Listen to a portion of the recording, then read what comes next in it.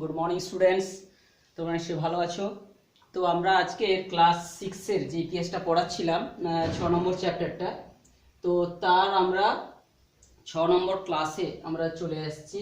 তো আমরা পড়ে ফেলেছি মৌর্য সাম্রাজ্যের যে শাসন ব্যবস্থা এবং কি মৌর্য সাম্রাজ্যের যে শেষ যে সম্রাট বৃন্দ অর্থাৎ যারা শেষের দিকে রাজত্ব করেছিলেন তাদের সম্পর্কে আমরা জেনে নিয়েছি।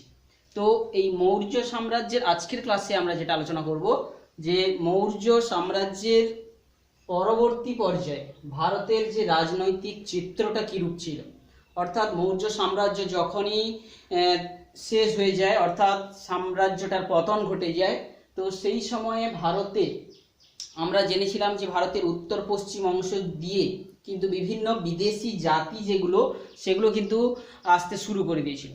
তো সেই সমস্ত আগত জাতিগুলোর মধ্যে আমরা কুষাণদের কথা জেনেছি যে কুষাণ, এই কুষাণরা কিন্তু ভারতের উত্তর পশ্চিম অংশ এবং তাদের বিস্তার, সাম্রাজ্যের বিস্তার ভারতের উত্তর পর্যন্তও পৌঁছে যাবে, অর্থাৎ যে গাঙ্গেয় উপত্যকা পর্যন্তও পৌঁছে যাবে। তো সেই কুষাণ সাম্রাজ্য সঙ্গে সঙ্গে ভারতের যে অন্যান্য জায়গায় যে শাসন ব্যবস্থাগুলো সৃষ্টি হবে সেই সমস্ত বিদেশি জাতিগুলো দ্বারা, যেমন উত্তর পশ্চিম অংশ জুড়ে যে কুষাণ সাম্রাজ্য যেমন থাকবে, আমরা এখানে দাগ নাম্বার দিয়ে রেখেছি 1 নাম্বার 2 নাম্বার 3 নাম্বার 4 নাম্বার এবং 5 নাম্বার। তো 1 নাম্বারটাকে আমরা কুষাণ সাম্রাজ্য বলেছি। তো এই ভারতের যে ম্যাপ ভারতীয় উপমহাদেশের খ্রিস্টীয় প্রথম শতকে অর্থাৎ মৌর্য সাম্রাজ্যের পতনের পরে ভারতের অবস্থানের কোথায় কোন রাজারা রাজত্ব করেছিলেন, তো এখানে দেখতে পাচ্ছি 1 নম্বর জায়গায় যে কুষাণরা কিন্তু এখানে রাজত্ব করছিল। সক্ষত্রকরা ভারতের পশ্চিম দিকে অর্থাৎ পশ্চিম দিকের অংশে যে আমরা দেখতে পাচ্ছি গুজরাট, মহারাষ্ট্র এই সমস্ত অঞ্চলের দিকে যে সক্ষত্রকরা কিন্তু এখানটায় তাদের রাজত্ব করবে। আর সাতবাহন বংশের রাজত্ব চলবে ভারতের দক্ষিণ অংশ জুড়ে। আর উড়িষ্যায় থাকবে হচ্ছে চেদি রাজবংশ। আর ভারতের পূর্ব দিকে একটা স্বতন্ত্র রাজ্য যেটা থাকবে গঙ্গা হৃদয়। তো এইগুলো হচ্ছে ভারতের খ্রিস্টীয় প্রথম শতকের রাজনৈতিক যে প্রেক্ষাপট।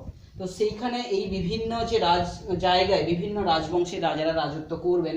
তো আজকের ক্লাসে আমরা কেবলমাত্র কুষাণ সাম্রাজ্যের পরিচয়টা জানবো, সেখানকার বিভিন্ন শাসক বৃন্দের নামগুলো জানবো, কোন শাসন ব্যবস্থায় কি ঘটেছিল, সঙ্গে সঙ্গে সক্ষত্র যারা একই সমসাময়িক কালে কিন্তু পশ্চিম ভারতে রাজত্ব করছিল, আর হচ্ছে গঙ্গা হৃদয় এবং চেদি শাসন সম্পর্কে সংক্ষিপ্ত একটু আলোচনা জানব। তো এর পরের ক্লাসে কিন্তু আমরা সাতবাহন বংশ এবং এই যে সাতবাহন বংশ এবং সক্ষত্রদের সঙ্গে আবার একবার আমরা আলোচনাটা করব ডিটেলসে, সাতবাহন বংশ যখন আলোচনাটা করব। তো আজকের ক্লাসে আমরা যে কুষাণ সাম্রাজ্য, এই কুষাণ সাম্রাজ্যটা সম্পর্কে আজকের আলোচনা করব প্রথমে।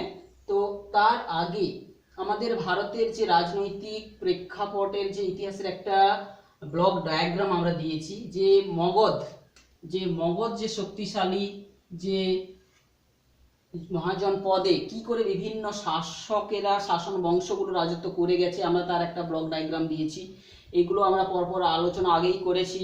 প্রথমে হর্ষাঙ্ক বংশ, শিশুনাগ বংশ, নন্দ বংশ, তারপরেই ঘটবে যে এই সময় হচ্ছে বহিঃশত্রু আক্রমণ, আলেকজান্ডারের আক্রমণ।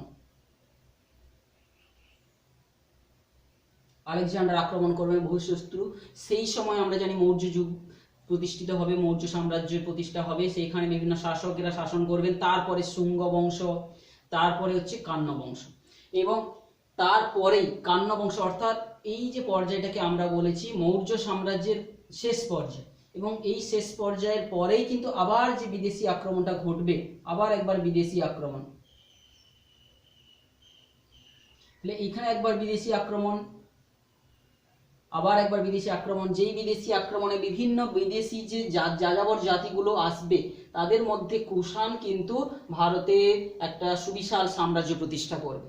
তো আমরা কুষাণদের পরিচয় কিন্তু আগেই আমরা বলেছি আগের যে ক্লাসে, জানি মধ্য চীনের যে বিভিন্ন যাযাবর গোষ্ঠীগুলোর মধ্যে একটা শাখা ছিল কি, যে ইউএঝি শাখা, ইউএজি শাখা, বিভিন্ন শাখাগুলোর মধ্যে ইউএজি শাখাটা, যেটা কিনা ব্যাকটেরিয়া অঞ্চলে গ্রিকদের যে অধীনত ব্যাকটেরিয়া অঞ্চলটাকে অধিকার করার পর তারপরে আর একটা শাখা যেটা ভারতের দিকে উত্তর পশ্চিম দিকে আসতে থাকবে, সেটাই হচ্ছে কিনা কুষাণ নাম হবে তাদের। সেই গোষ্ঠীটার নাম কি থাকবে না কুইয়েশওয়াত গোষ্ঠীটাই হবে যে কুষাণ। যে তারাই কিন্তু তাদের যে প্রধান শাসন কেন্দ্রটা থাকবে কিন্তু ব্যাকটেরিয় গ্রিক অঞ্চলে, এবং তাদের যে বিস্তারটা, সাম্রাজ্যের বিস্তার কিন্তু ভারতের গাঙ্গেয় উপত্যকা পর্যন্ত ছড়িয়ে যাবে। অর্থাৎ কুষাণদের প্রধান শাসন কেন্দ্র থাকবে কিন্তু ব্যাকটেরিয়া, যা বল্লিক দেশ যেটা গ্রিকদের অধীনে ছিল, সেই ব্যাকটেরিয়া কিন্তু তাদের প্রধান শাসন কেন্দ্র থাকবে। তো এই কুষাণদের পরিচয়টা তো আমরা জানলাম যে ইউএজি শাখার একটা প্রধান গোষ্ঠী হচ্ছে কি সুয়েয়াত, যে গোষ্ঠীটা কুষাণ যে নাম নেবে। এই যে কুষাণ শাসন যেটা প্রতিষ্ঠিত হবে ভারতের উত্তর পশ্চিম অংশ কিংবা সমগ্র উত্তর ভারত জুড়ে, সেই তাদের শাসকবৃন্দের শাসন কালটা থাকবে খ্রিস্টপূর্ব প্রথম শতক থেকে, খ্রিস্টপূর্ব অর্থাৎ যীশু খ্রিস্টের জন্মের যে আগের শতকটাকে বলা হচ্ছে প্রথম শতক, খ্রিস্টপূর্ব প্রথম শতক থেকে 230 খ্রিস্টাব্দ পর্যন্ত, কিংবা শেষ হয়ে যাবে কিন্তু এই যে কুষাণ সাম্রাজ্যটা 262 খ্রিস্টাব্দের দিকে এর সমাপ্ত ঘটে যাবে। তো এই শাসন কালটা, তাহলে কুষাণ সাম্রাজ্যের শাসন কালটা এটা হচ্ছে খ্রিস্টপূর্ব প্রথম শতক থেকে খ্রিস্টীয় 262 খ্রিস্টাব্দ পর্যন্ত থাকবে কুষাণ শাসনকাল। তো এই কুষাণ শাসনকালে বিভিন্ন শাসক বৃন্দদের যে নামগুলো যদি আমরা দেখি, প্রথম শাসক হবেন কি কুজুল কদফিসেস, এবং তারপরে তার ছেলে বিম কদফিসেস। এই বিম কদফিসেস কিন্তু দমর্থ উপাধি লাভ করে তিনি কিন্তু সিংহাসনে বসবেন, এবং তিনি প্রথম সোনার মুদ্রার প্রচলন কিন্তু করবেন। তাহলে ভারতীয় উপমহাদেশের সর্বপ্রথম সোনার মুদ্রার প্রচলন কে করবেন না বিম কদফিসেস। এই বিম কদফিসেস এবং তার পরের শাসক হবেন যে প্রথম কনিষ্ক। ইনি হবেন যে কুষাণ শাসন বংশের যে শ্রেষ্ঠ শাসক। এই কুষাণ যে সম্রাট প্রথম কনিষ্ক, যিনি 78 খ্রিস্টাব্দে হচ্ছে যে সিংহাসনে বসবেন, তার সিংহাসন থাকবে পুরুষপুর বা পেশোয়ার, যেটা বর্তমানে কিন্তু পাকিস্তানের অন্তর্গত। সেই পাকিস্তান যেখানে তার রাজধানী থাকবে পুরুষপুরে, সেখান তিনি রাজত্ব করবেন, এবং সেই 78 খ্রিস্টাব্দ থেকে তিনি কিন্তু শকাব্দ গণনার প্রচলন শুরু হবে। এবং এই প্রথম কনিষ্কের শাসন যে রাজ্যটা, সে সাম্রাজ্যটা বিস্তার লাভ করবে প্রায় গাঙ্গেয় উপত্যকা পর্যন্ত, অর্থাৎ একটা বিরাট অঞ্চল জুড়ে, সেই যে একেবারে ব্যাকটেরিয়া থেকে শুরু করে গাঙ্গেয় উপত্যকা অঞ্চল পর্যন্ত কিন্তু সুবিস্তীর্ণ অঞ্চলে কিন্তু যে প্রথম কনিষ্কের কিন্তু সাম্রাজ্যটা বিস্তার লাভ করবে। এর পরবর্তী শাসকদের সম্পর্কে আমাদের বইতে তত বেশি নেই, শুধু জাস্ট নামটা আমরা উল্লেখ করে যাচ্ছি যে বশিষ্ক, হুবিষ্ক, তারপরে আসেন দ্বিতীয় কনিষ্ক কাইজার উপাধি নিয়ে কিন্তু সিংহাসনে বসবেন। তাহলে দ্বিতীয় কনিষ্কের উপাধি থাকবেন হচ্ছে কাইজার, তারপরে দ্বিতীয় বসুদেব, তৃতীয় কনিষ্ক এবং প্রথম বাসুদেব। এইভাবে কুষাণ যে শাসন বংশটা কিন্তু পরপর ক্রমান্বয়ে কিন্তু রাজবংশের রাজারা রাজত্ব করবে। তো এই কুষাণ সাম্রাজ্য যখন চলছিল যে উত্তর পশ্চিম এবং উত্তর ভারত জুড়ে, ঠিক সেই সময় যে ভারতের পূর্ব অঞ্চল জুড়ে, যেটা বাংলা বর্তমানে আমাদের পশ্চিমবঙ্গ যে দিকটায় অবস্থিত বাংলাদেশ, সেই অঞ্চল জুড়ে একটা স্বাধীন যে রাজ্য কিন্তু ওইখানে ছিল, তার নাম হচ্ছে কি গঙ্গা হৃদয়। এই গঙ্গা হৃদয় সম্পর্কে কিন্তু আমাদের এর পরিচয়, এরা আবার কি কি জানবো, এর পরিচয়টা আমরা পাবো কোথা থেকে, না কিভাবে আমরা এর সম্পর্কে জানতে পারবো, না গ্রিক লেখা বিভিন্ন যে গ্রিক সাহিত্য থেকে কিন্তু রোমান সাহিত্য, চীন সাহিত্য, তাছাড়া আমাদের যে কবি কালিদাসের রচনায় কিন্তু আমরা গঙ্গা হৃদয়ের কথাও কিন্তু আমরা জানতে পারবো। তো বিশেষ করে গ্রিক লেখক দিত্যোদরাস কিন্তু বলেছেন যে এই যে গঙ্গা হৃদয় কিন্তু তৎকালীন ভারতবর্ষের একটা শ্রেষ্ঠ যে সাম্রাজ্য ছিল। তো এই গঙ্গা হৃদয়ের রাজধানী আমরা জানি যে গঙ্গা বা গাঙ্গে, এর যে রাজধানী ছিল গঙ্গা বা গাঙ্গে ছিল এর রাজধানী। এই যে গঙ্গা হৃদয়, এর যে ব্যবসা বাণিজ্য যে বন্দরের মধ্য দিয়ে হতো সেটা হচ্ছে কি তামালিতেস, বা যেটার নাম তাম্রলিপ্ত বন্দর। এবং এই যে সাম্রাজ্যটা কিন্তু নন্দ এবং মৌর্য শাসন কাল থেকেই কিন্তু এর অস্তিত্বটা টিকে ছিল। আমরা যেটা নন্দ রাজবংশ যেটা মগধে চলছিল, মগধের নন্দ বংশের পরে যেটা মৌর্য যুগ থাকবে, সেই সময়কাল জুড়েও কিন্তু এই যে পূর্ব ভারতে একটা রাজ্যত্ব চলছিল পূর্ব ভারতের, সেটা হচ্ছে কিনা গঙ্গারিদাই অঞ্চলে। এবং এর প্রত্নতাত্ত্বিক বহু প্রমাণও কিন্তু আমরা পাবো কোথায় কোথায় না, তমলুক অঞ্চলে কিন্তু যে এর কিন্তু প্রত্নতাত্ত্বিক উপাদান চন্দ্রকেতুগড়, তমলুক চন্দ্রকেতুগড় এই প্রভৃতি জায়গাগুলোতে, এছাড়া কি প্রভৃতি স্থানেও কিন্তু খনন কার্যের মাধ্যমে কিন্তু এই যে গঙ্গারিদাই নামক যে পূর্ববঙ্গ ভারতের যে শাসন ব্যবস্থাটা বা শাসন অঞ্চলটা ছিল তার পরিচয় কিন্তু আমরা পাবো।